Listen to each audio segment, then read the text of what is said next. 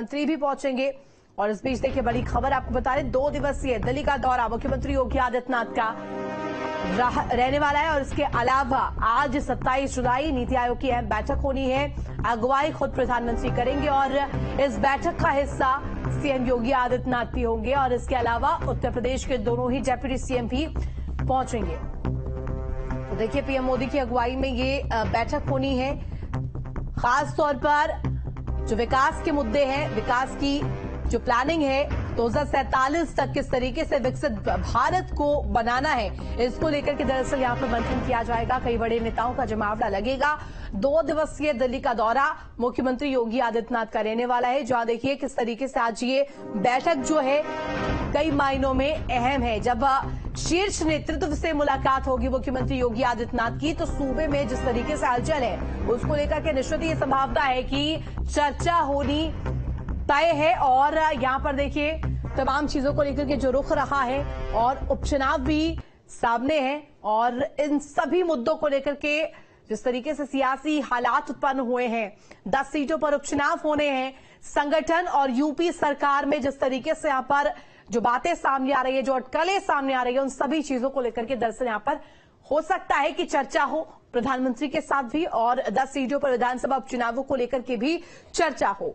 तो देखिए नीति आयोग की बैठक जिसमें शामिल होने के लिए मुख्यमंत्री योगी आदित्यनाथ भी पहुंचेंगे, उत्तराखंड के सीएम भी पहुंचेंगे। इसके अलावा तमाम दिग्गज चेहरे नजर आने वाले हैं। खुद अगुवाई प्रधानमंत्री नरेंद्र मोदी करेंगे और 2047 तक विकसित भारत का जो संकल्प है वो किस तरीके से साकार हो, इसको लेकर के यहां पर गहन चर्चा की जाएगी, मंथन किया जाएगा। यूपी के सियासी हालात पर मंथन होगा। इसके अलावा जिस तरीके से परिणाम रहा है लोकसभा चुनाव में, जिस तरीके से प्रदर्शन रहा है, और उसके बाद जिस तरीके से अटकलें लगाई जा रही हैं, और केशव प्रसाद मौर्य, ब्रजेश पाठक ये भी मौजूद रहेंगे। तो देखना बेहद महत्वपूर्ण होगा कि क्या कुछ चर्चाएं होती हैं और प्रधानमंत्री से मुलाकात के क्या मायने निकलकर सामने आते हैं, क्या कुछ इस बैठक का जो है समप निकलता है। और नीति आयोग की बैठक आज कई मायनों में अहम भी है, क्योंकि अगर देखा जाए तो देश का विकास किस कदर से हो, 2047 तक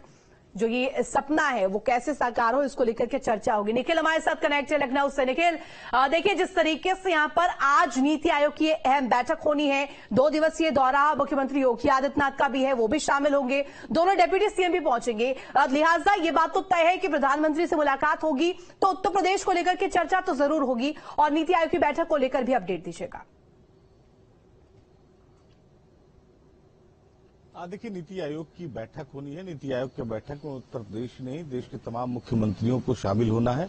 लेकिन सबसे महत्वपूर्ण बात अगर हम करें तो उत्तर प्रदेश के जो इस समय राजनीतिक हालात हैं भारतीय जनता पार्टी में, ये अहम माने जा रहे हैं। क्योंकि अभी कल मुख्यमंत्री के आवास पर बैठक हुई थी लखनऊ मंडल की, जिस बैठक में उत्तर प्रदेश सरकार के डिप्टी सीएम ब्रजेश पाठक नहीं पहुंचे थे। इससे पहले एक दिन पहले प्रयागराज मंडल की बैठक हुई थी तो केशव प्रसाद मौर्य नहीं पहुंचे थे। तो इससे तो एक बात बहुत साफ है कि कहीं न कहीं एक घेरेबंदी या गोलेबंदी जो है वो पार्टी में दिखाई पड़ रही है। तो उसको आज दिल्ली में वो कितना प्रभावी रहेगा, कितना उसका तस्वीर दिखाई पड़ेगी, ये तो जब बैठक होगी तो देखना होगा। लेकिन एक बात बहुत साफ है कि आज मुख्यमंत्री योगी आदित्यनाथ प्रधानमंत्री से भी मुलाकात करेंगे, उनकी जेपी नड्डा से भी मुलाकात हो सकती है, उत्तर प्रदेश के राजनीतिक हालात पर चर्चा हो सकती है। यही नहीं, मुलाकात भी इसलिए महत्वपूर्ण मानी जा रही है और इसलिए भी लग रहा है कि होगी जरूर।